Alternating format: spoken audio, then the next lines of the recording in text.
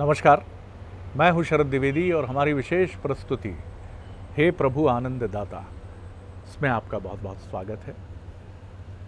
ये भारत की प्राचीन परंपरा के वो मोती हैं जिनके विमर्श रूपी समुद्र में हम गोते लगाते हैं और एक विषय रूपी मोती को ढूंढ कर निकालने का प्रयास करते हैं और फिर विमर्श के जो सिरे हैं, जो बहुत उपयोगी हैं, उनको खुद भी उन पर मनन करने का प्रयास करते हैं और ये भी कोशिश होती है कि आप तक एक सकारात्मक संवाद के रूप में वो पहुँचे। सकारात्मक इसलिए कि उसको कुछ करने की आवश्यकता नहीं है। दरअसल उसका जो रूप और स्वरूप की बात हमने इसके पहले की है कि आपका स्वरूप जो है वो स्थायी होता है, रूप तो बदलता रहता है। तो अगर रूप ही, आपका स्वरूप ही सकारात्मक है तो फिर तो सकारात्मक सब कुछ ही होगा। एक संत तो वहाँ जाकर आप कोई नेगेटिव वाइब्स लेकर नहीं लौटते हैं, वहाँ से आप सकारात्मकता लेकर ही लौटते हैं। आज का हमारा विषय बहुत ही दिलचस्प है और आज का हमारा विषय है कि जीवन में अनुकरण और अनुसरण, इनमें मूलतः अंतर क्या है।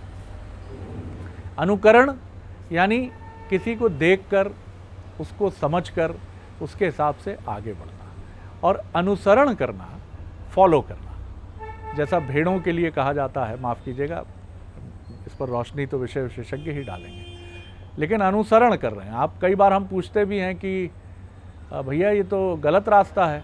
अब बड़े भैया आगे आगे थे मोटरसाइकिल से, हम पीछे थे भैया। बड़े भैया जहाँ जा रहे थे हम चले जा रहे थे उनके पीछे।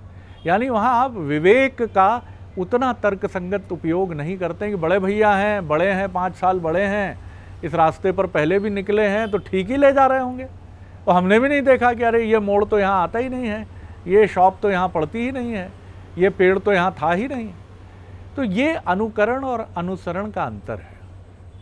एकलव्य जो हैं वो द्रोणाचार्य का अनुकरण ऐसा करते हैं कि अर्जुन की भी विद्या को फेल कर देते हैं, क्योंकि उन्होंने इतना मन से अनुशीलन किया और अनुकरण किया कि वो अर्जुन से अधिक मेधावी विद्यार्थी हुए। खुद द्रोणाचार्य हक्के बक्के थे कि अरे मैं क्या करूं इस शिष्य का, जो चुपचाप मुझे देखता रहा और न जाने मुझ में क्या पढ़ता गया, क्या देखता गया, कि जिसको मैं सिखाता रहा एक एक बिंदु पर और अपना परम तेजस्वी इस ब्रह्मांड का शिष्य मानता था, ये उससे भी आगे है।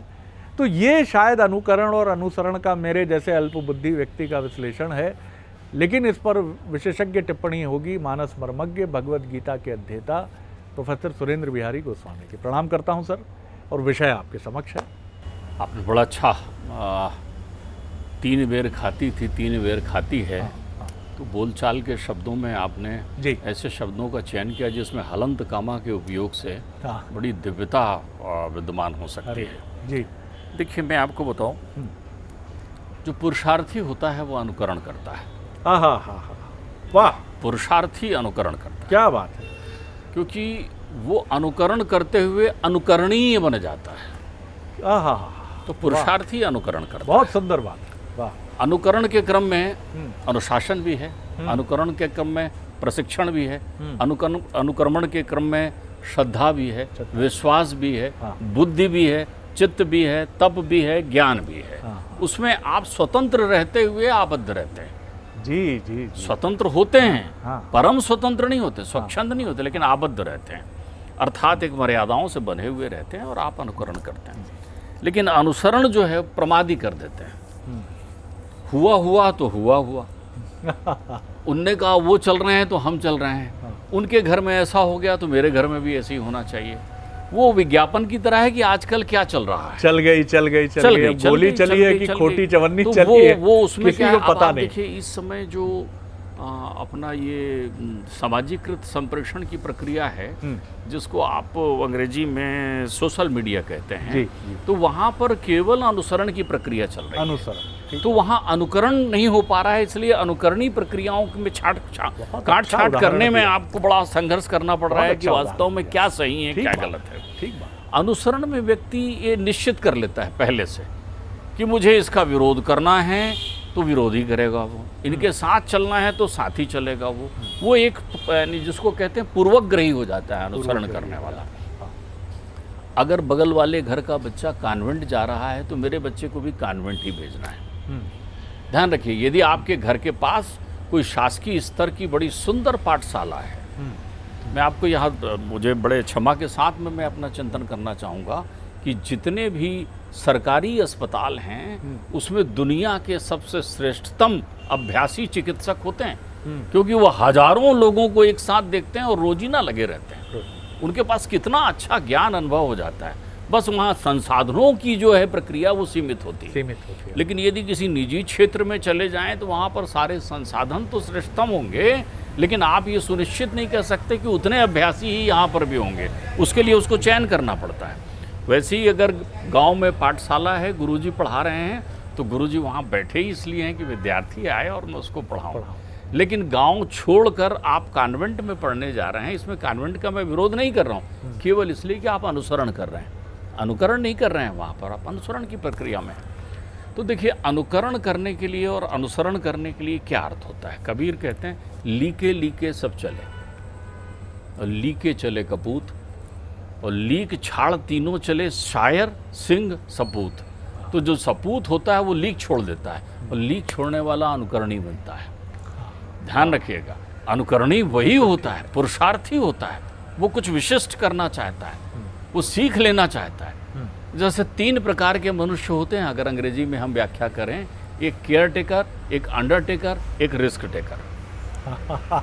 एक केयर टेकर होता है, एक अंडरटेकर होता है, और एक रिस्क टेकर होता है। केयर टेकर जो होता है वो बड़ी सावधानी से हर चीज़ को करता है, नहीं अभी देखते हैं, पहले ये करो, फिर वो करो, फिर उसको देखते हैं, फिर उसको समझता है, बड़ा सावधान बैठा रहता है। उस विशिष्ट सावधानी के कारण उसकी गति बड़ी धीमी होती है, निर्णय लेने की प्रक्रिया बहुत मंद होती ही नहीं। और एक अंडरटेकर होता है जो निर्णय लेता ही नहीं।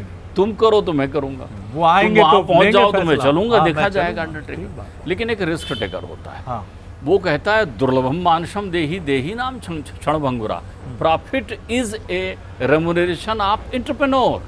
वाह, जो उद्यमी है उसका पुरस्कार है लाभ, और उसका पुरस्कार हानि भी है। वो हानि को भी उतनी प्रशंसा से देखता है जितने लाभ को देखता है। बहुत सुंदर, क्योंकि मैंने अनुकरण किया है, पुरुषार्थी हूँ मैं। ऐसे लोगों के घर में आपने सुना होगा, काहे चिंता करता है पुत्र, पैसा तो हाथ का मैल है, आज गया ना, सीख तो लिया, कल फिर आ जाएगा। तो वो व्यक्ति जो होता है वो अनुकरणीय बनता है।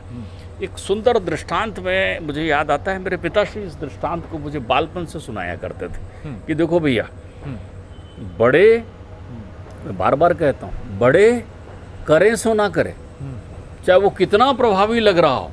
किसी से बहुत प्रभावित हो जाते हैं आप, उसके पहनने से, रंग ढंग से, रूप रंग से, स्टाइल से, और देखो क्या बढ़िया, वो तो शहर गया तो ऐसा हो गया। ऐसा नहीं, बड़े करें सो ना करें, बड़े कहें सो करें।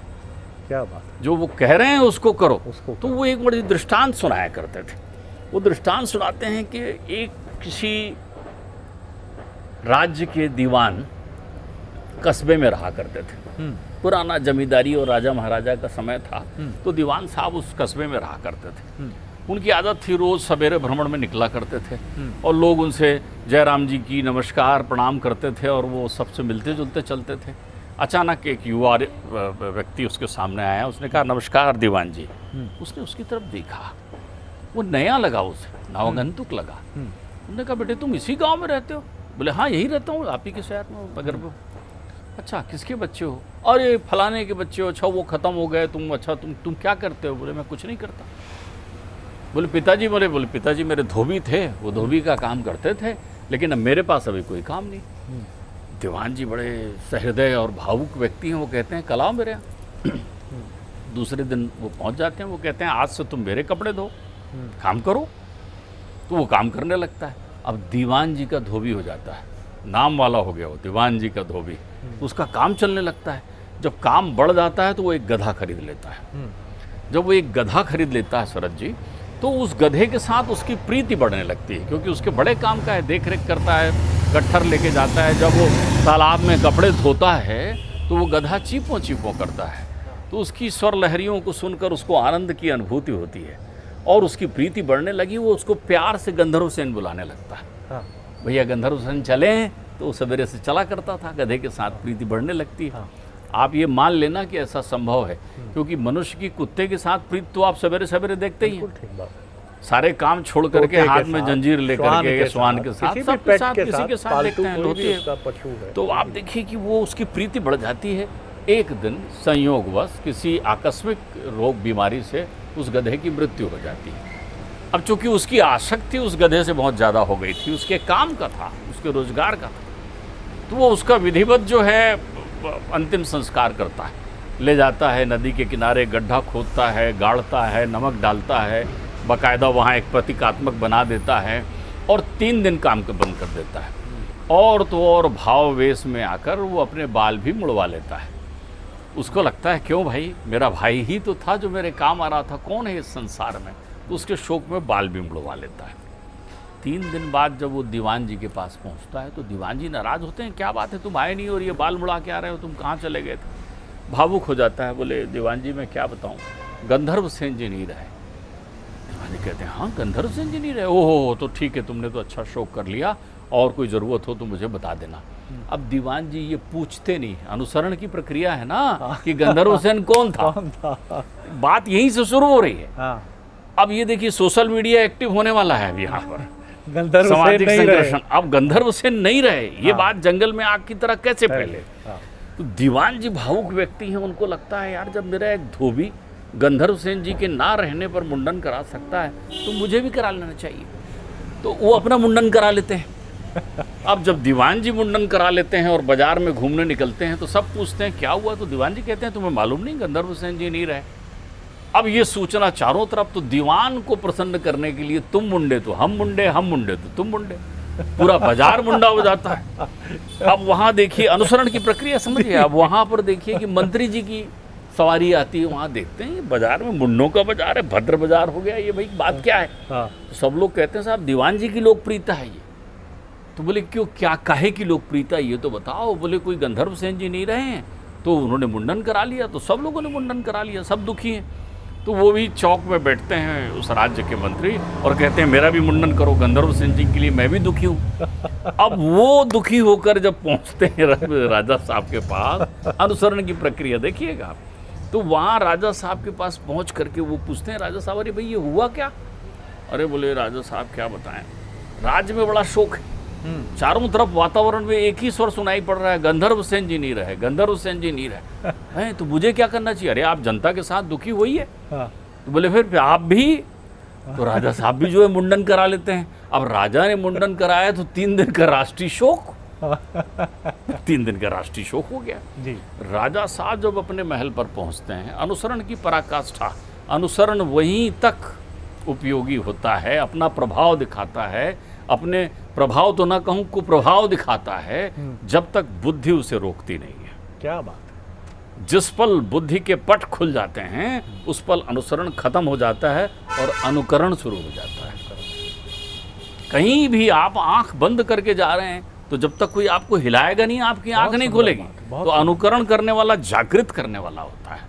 इसलिए हमारे यहाँ कहा है कि जिस पथ पर महापुरुष जाएं उस पथ का अनुकरण करें, अनुसरण न करें, अनुकरण करें।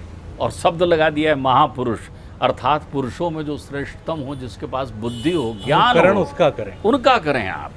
तो अब जैसे ही वो महल पहुंचते हैं तो महारानी पूछती महाराज ये क्या कराया आप, क्या हो गया। बोले रानी गंधर्व सेन जी नहीं थे, नहीं रहे, सब ने शोक किया तो मैंने भी मुंडन करा लिया। बोले कौन थे गंधर्व सेन, आप उन्हें जानते हैं, आपके राज्य के थे, आप परिचित हैं। तो वो बोले भाई मुझे उनके नाम से ऐसा लगा जैसे कोई तानसेन रहे होंगे, वैसे कोई गंधर्व सेन रहे होंगे। बोले अनुमान से क्या है, बोले कौन थे गंधर्व सेन। अब रानी ने यहाँ उनको खटखटा दिया। बुद्धि का प्रतीक है नारी, या देवी सर्वभूतेषु बुद्धि रूपेण समस्तता, वो बुद्धि की प्रतीक है। जहाँ भी बुद्धि है वहाँ जो है मत्ता जुड़ा हुआ है, मत्ता जुड़ा, बुद्धिमत्ता। तो वो रोक लिया उन्होंने। अब अनुकरण का दरवाजा खुल रहा है, उन्होंने मंत्री को बुलाया, मंत्री ने कहा मुझे नहीं मालूम साहब, दीवान जी बताएंगे। दीवान जी को बुलाया, दीवान जी ने कहा साहब मुझे नहीं मालूम, वो धोबी बताएगा, वो लड़का बताएगा। अब उसको लगा मेरा गंधर्व सेन इतना लोकप्रिय था कि 3 दिन का राजकीय शोक हो गया है। अब वो तो इस अंधानुकरण की प्रक्रिया का साक्षी, वो आता है बेचारा, तो अब राजा बुला रहा है तो रोते हुए आना पड़ेगा क्योंकि अब गंधर्व सेन चला गया। खूब सर पीटते आता है, अरे साहब था कौन भाई गंधर्व सेन, ये तो बताओ। बोले माई बाप मेरा गधा था। तो हम भी आज ऐसी ही दौड़ में हैं, तुम मुंडे तो हम मुंडे। हमने चिंतन करना बंद कर दिया है। जब तक हम स्वचिंतन नहीं करेंगे, आत्मचिंतन नहीं करेंगे, पुरुषार्थी नहीं बनेंगे, कर्मशील नहीं बनेंगे, प्रमादी बने रहेंगे, तब तक हम ऐसी दौड़ में दौड़ते रहेंगे। अच्छा, हम दौड़ते हैं ये ठीक बात है, लेकिन हम ये भूल जाते हैं कि हमारे पीछे कितने लोग हैं, हमारे अपने, जो हमारे कारण दौड़ेंगे। तो हमें रुक जाना चाहिए। तो अनुसरण करना अच्छी बात भी हो सकती है जी, आप अनुसरण करिए, अच्छी बात भी हो सकती जी, है, लेकिन आप अनुसरण किसका कर रहे हैं इसकी बुद्धि आपके पास होना चाहिए। रावण भी अनुसरण करता है, कुंभकर्ण भी अनुसरण करता है। अनुसरण कौन नहीं करता, लेकिन अनुकरण कौन करता है? विश्वामित्र वशिष्ठ का करते हैं। विश्वामित्र को ब्रह्म ऋषि होना है। वो जाते हैं, जब राज ऋषि रहते हैं, राजा रहते हैं, तब पहुंचते हैं वशिष्ठ के यहाँ। कामधेनु के कारण 10,000 सैनिकों के लिए जब कामधेनु वो तैयार करके देती है 56 भोग, तो वो देखते हैं कि ये आ कहाँ से रहा है। बोले कामधेनु। तो बोले ये तो मुझे चाहिए, कामधेनु चाहिए मुझे, नंदिनी मुझे दो। तो वशिष्ठ जी कहते हैं नहीं, बोले आप जो चाहे सो ले लो। नंदिनी अरे बोले नहीं, आक्रमण करते हैं, नंदिनी सबको पराजित करती है, वशिष्ठ की ब्रह्मदंड से पराजित हो जाते हैं। अब वो वशिष्ठ का अनुकरण करना चाहते हैं, अनुसरण नहीं, राजपाट सब छोड़ते हैं। रथा गता तस्य नरस्य जीवनम। एक वृद्ध, एक तपोनिष्ठ, इसमें इतनी शक्ति कि ब्रह्मास्त्र को भी रोक सके। मेरा पुरुषार्थ का क्या अर्थ, अर्थात वो अध्यात्म की दिशा में जाते हैं, हजारों वर्ष तक तप करते हैं, नाना प्रकार की परीक्षाओं को पूर्ण करते हैं, और जब ब्रह्म ऋषि हो जाते हैं तब उनकी तपस्या से प्रसन्न होकर साक्षात ब्रह्मा, परब्रह्म परमेश्वर प्रकट होकर कहते हैं कि तुम ब्रह्म ऋषि हुए। बोले नहीं, आपने कहा मुझे प्रणाम स्वीकार करिए, लेकिन जब तक वो बुढ़े बाबा आकर नहीं बोलेंगे कि मैं ब्रह्म ऋषि हुआ, तब तक मेरा अनुकरण पूरा नहीं होगा। तो अनुकरण करना है तो किसी अच्छी चीज़ का करिए। अनुसरण तो बुराइयों के लिए भी किया जा सकता है, और अक्सर आज के युवा अनुसरण ही कर रहे हैं, इसलिए अनुकरणीय नहीं बन पा रहे हैं। और जो लोग अनुकरणीय हो चुके हैं उनका अनुसरण करेंगे तो आप भी अनुकरणीय बन सकते हैं। बहुत सुंदर दृष्टांत रहा है, आनंद आ गया। आज तो ऐसा लगा कि ख़ासतौर से जो गोस्वामी जी ने इसको वर्तमान परिप्रेक्ष्य में व्हाट्सएप यूनिवर्सिटी से इसको जोड़ा है, सोशल मीडिया से जोड़ा है, कि जहाँ सब अनुकरण कर रहे हैं। हो गया फैसला, छुट्टियाँ हो गई घोषित सारे शिक्षकों के लिए इस बार 15 दिन की। कहाँ देखा? अरे व्हाट्सएप पे है।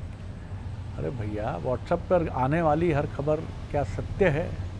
लेकिन बहुत सारे ऐसे लोग हैं, और चूँकि एक बहुत सुंदर दृष्टांत गोस्वामी जी ने सुनाया है, अनुकरण और अनुसरण पर सहज ही एक दृष्टांत कौंध उठा मन में, और ये दृष्टांत अकबर से जुड़ा है, बीरबल से जुड़ा है। जैसा उन्हीं के 9 रत्नों में तानसेन भी रहे। एक बार बीरबल के दरबारियों ने, अकबर के दरबारियों ने चिढ़कर कहा, देखिए अनुकरण और अनुसरण का कितना, कि बोले बीरबल में ऐसा क्या है जो आपका प्रिय पात्र बना रहता है। अकबर मन ही मन मुस्कुराते हैं, वो कहते हैं हाँ बात तो सही कह रहे हो, तुम लोग भी बीरबल हो सकते हो या हो गए ही। बोले महाराज आप टेस्ट तो करिए, हम लोग भी बीरबल ही हैं। तो उन्होंने कहा मेरे महल के पीछे बड़ी विचित्र प्रकार की आवाज़ें आती हैं, मंत्री जी ज़रा जाके देखिए। तो मंत्री जी गए गर्व से कि आज बीरबल की जगह हम हैं। लौटे, बोले कुछ नहीं महाराज, एक श्वान, मादा श्वान है, उसने कुछ बच्चों को जन्म दिया है, वही रात को कूं कूं करते हैं, वो ध्वनि सुनाई देती है।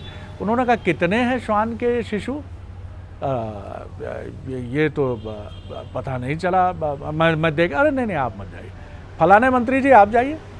वो गए, बड़े गर्व से आए, बोले महाराज वो जो बच्चे हैं उनकी संख्या 4 है, उनके रंग बता दीजिए मंत्री जी। एक भूरा है महाराजा साहब, और एक मैं देख कर, नहीं आप तीसरे को भेजा। वो गए, उन्होंने सबक ये लिया, ये देखिए यहाँ सब अनुसरण कर रहे हैं, अनुकरण नहीं कर रहे हैं। वो गए, उन्होंने कहा महाराज उसमें 2 भूरे रंग के हैं और 2 काले रंग के। उन्होंने कहा इनका पिता कौन है? अरे सर आप पहले बता देते तो जानकारी ले आते सर पूरी। उन्होंने कहा चलिए अब मैं बीरबल को बुलाता हूँ, देखता हूँ कि वो ये सब पता कर पाते हैं कि नहीं। बीरबल आए, बोले बीरबल मेरे महल के पीछे आवाज़ें आती है, ज़रा जाइए। तो बीरबल गए, लौटे, अकबर ने वही प्रश्न दोहराए कि किसके बच्चे? एक मादा श्वान है, उसके 4 बच्चे, रंग बताइए, 2 भूरे 2 काले। पिता कौन है? वो पड़ोसी जो बगीचा है उसके जो माली हैं, जो उद्यान के निरीक्षक हैं, उनका जो पुरुष क्या कहें उसको, जो मेल उनका श्वान है, उसके इसी के संसर्ग से इन बच्चों का जन्म हुआ है। और यही बच्चे हैं, दोनों माता पिता रात में बच्चों को छोड़ जाते हैं, खुद भी कुकियाते हैं, बच्चे भी कुकू करते हैं। तो ये जो घटना है ये बताती है कि अनुकरण और अनुसरण का अंतर क्या है। आप अगर बीरबल होना चाहते हैं तो ये अनुसरण की प्रक्रिया से होगा कि अनुकरण की प्रक्रिया से होगा, ये आप ही देखिए। हम लोग कभी बेल बॉटम वाले पैंट पहनते थे, अमिताभ बच्चन की तरह बाल रख लेते थे, हमारा शरीर डील डॉल जैसा भी हो, हम ये मानते थे कि हम अमिताभ बच्चन हो गए। ये अनुसरण है। अमिताभ बच्चन के जो गुण हैं या किसी खिलाड़ी महापुरुष के जो गुण हैं, गांधी की तरह लकुटी लेने से या घुटन्ना धोती पहनने से कोई गांधी नहीं हो जाता। जी, मैं इसमें इस प्रसंग को अतिरेक से जोड़ देना चाहूँगा। जी हाँ, प्रक्रिया जी। यदि बीरबल का नाम हम ले रहे हैं तो बीरबल आकर उन्हें ये ही कहेंगे कि अब आवाज़ नहीं आएगी। फिर वो पूछेंगे क्यों आवाज़ नहीं आएगी। पहले तो बीरबल ये कहेंगे इन प्रश्नों का कोई औचित्य नहीं है, अब आवाज़ नहीं आएगी। बोले रात भर ठंड से तड़पते वहाँ पशु पड़े हुए थे बेचारे, उनको मैंने माली से कहकर एक घर बनवाकर वहाँ रखवा दिया है। ये अनुकरणीय होना है। ये अनुकरणीय होना है। देखिए ये अनुकरणीय होना है, कितना जिसमें सर्वभूत हितता होता है। देखिए अनुकरणीय जो है वो परमार्थी होता है, ध्यान रखिएगा। अनुसरण करने वाला स्वार्थी हो सकता है, अनुकरणीय परमार्थी ही होता है। उसके द्वारा किए हुए कृत्यों का लोग अनुसरण करते हैं। और यही वो लोग हैं जो कड़कड़ाती ठंड में बिना प्रसिद्धि के फ़ोटो खिंचाए, टीवी के कैमरों के सामने अपने यश का बखान किए, शहर में सड़कों के किनारे हाड़ कपकपाने वाली ठंड में निर्धन वर्ग के लोगों को कंबल उड़ा के चले आते हैं। अगले दिन लोग कहते हैं भी 100 कंबल पता नहीं कौन दे गया। अरे वाह, जिसने उड़ाया है कंबल वही कहता है अरे वाह, बड़ा दानी पुरुष था भैया। ऐसा होना चाहिए भैया, अनुकरण होना चाहिए। ये होता है वो व्यक्ति जो अनुकरणीय कर्म करता है। बहुत सुंदर विश्लेषण है अनुसरण और अनुकरण। अनुकरणीय होना ही जीवन की सार्थकता है। आनंद आ गया। आज का ये विषय भी अद्भुत रहा। बहुत धन्यवाद आपका। अगले एपिसोड में एक और विषय के साथ आपसे फिर मिलेंगे। नमस्कार।